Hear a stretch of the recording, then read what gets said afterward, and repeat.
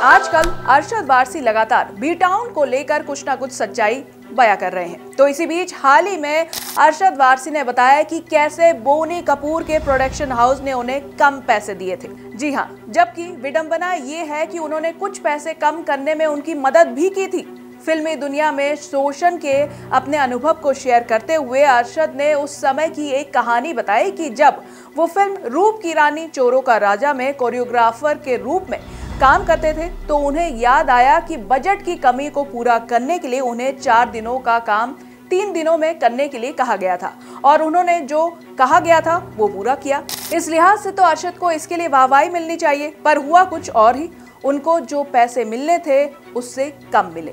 अरशद ने कहा, फिल्म पूरी हो गई थी और पंकज पारासर को एक गाना करने के लिए बुलाया गया था। मैं उस समय नाटकों और एड फिल्मों की कोरियोग्राफी कर रहा था, लेकिन पंकज ने बोनी कपूर से कहा कि वो चाहते हैं कि मैं गाना करूं, इसीलिए मैंने हामी भर दी। इस बीच अरशद ने कहा, ए लिस्ट सितारों और उद्योग से जुड़े अन्य लोगों को मिलने वाले पैसों के बीच इस भारी अंतर के बारे में भी बात की। उन्होंने आगे कहा कि ये बिल्कुल उचित नहीं है, ये बहुत नुकसानदेह है और इसे रोकना चाहिए। हालांकि उन्होंने आगे कहा कि व्यक्तिगत रूप से वो खुद को इन सब से दूर रखते हैं और जियो और जीने दो के दर्शन में विश्वास रखते हैं। उन्होंने आगे कहा, एक प्रोडक्शन वाले ने पूछा कि मैं कितना चार्ज करूंगा और मैंने कहा 1 लाख रुपए।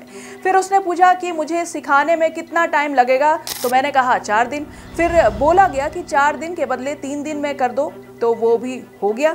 पर जब चेक लेने पहुंचे तो सिर्फ 75,000 रुपए मिले। फिर प्रोडक्शन हाउस ने कहा, हमने 4 दिन का 1 लाख रुपए कहा था, पर आपने तो 3 दिन में ही कर दिया, तो इसलिए इतने ही बनते हैं।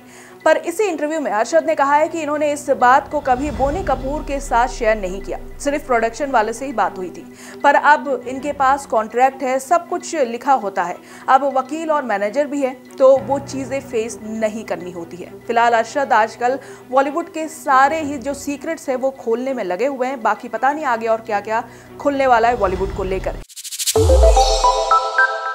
श्रेष्ठ उत्तराखंड पर खबरों से जुड़े रहने के लिए चैनल को सब्सक्राइब और लाइक करें, बेल आइकन दबाएं और देखते रहें श्रेष्ठ उत्तराखंड।